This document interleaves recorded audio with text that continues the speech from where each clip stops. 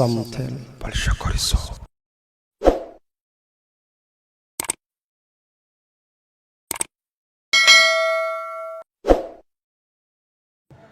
runtii waan u mahad celinayaa maamulka iyo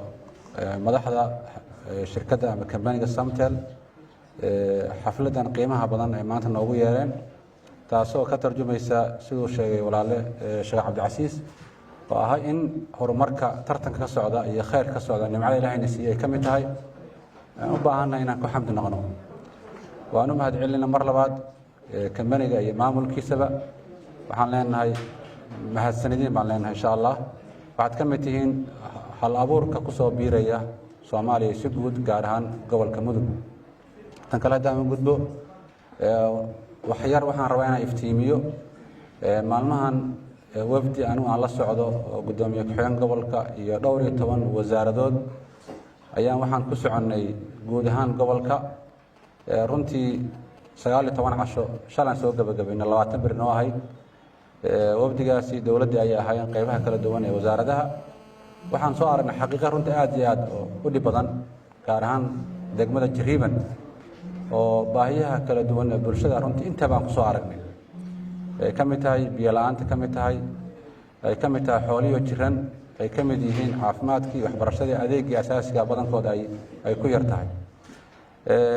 marka waxaan rabaa inaan la socodsiiyo maadaama meesha fadhido bulshada qaybaheeda ugu muhiimsan ay fadhiyaan meeshan runtii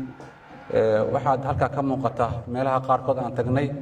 sida meesha la maylo oo kale in ay aad iyo aad dib ay ku qabeen xagga biyaha marka fursadana ka faa'iideysanay maanta waxay tahay qorshihii aan ku baxnay wuxuu ahaa inaan soo ururino xogta guud ee gobolka sidaan oo kale aan u soo bandhigi doonaa hadii Ilaahay bulshada horteeda u soo bandhigaynaa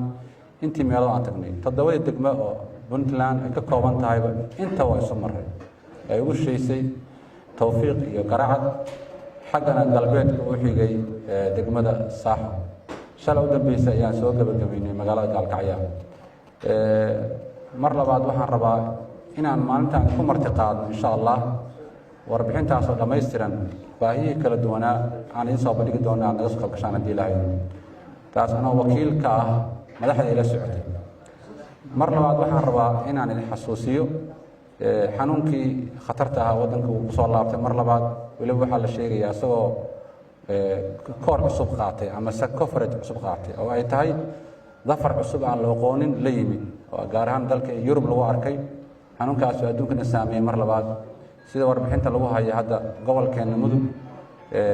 uu joogaa inkastoo cimilada hadda aad mooday inay saacidayso waxaan rabaa in laga taxadaro binaadamka Ilaahay sidiisa waxa uu muhiimsan waxa weeye naftiisa inuu ilaasho walaalayaal waqti baa kooban yahay dad badan baa iga horeeya meesha jooga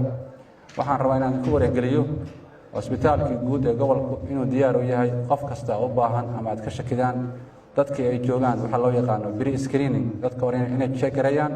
hadduu naqas ku dhagan yahay xanuunsan yahay xaruntii ay diyaar u tahay xogahaas aan la wadaagaya 4 saac ay furan tahay Ilaahay waxaan ka baryaynaa waa cudur bulshada dhan dib ku ah adduunka ku cusub wali aqoontiisa aan si fiican loo qabsan adeegiisa aan dhameystirayn taxadarkiisa dheeraadka u baahan intaas aan rabaa waqti baa kooban yahay mar labaad baan u mahad celinayaa madaxda iyo maamulka maanta marti qaaday xafladan qiimaha leh bulshada lagu wacyigelinayo horumarka iyo hal abuurka leh waa mahadsantihiin maalina kambaniga iyo Samtel. Assalaamu calaykum.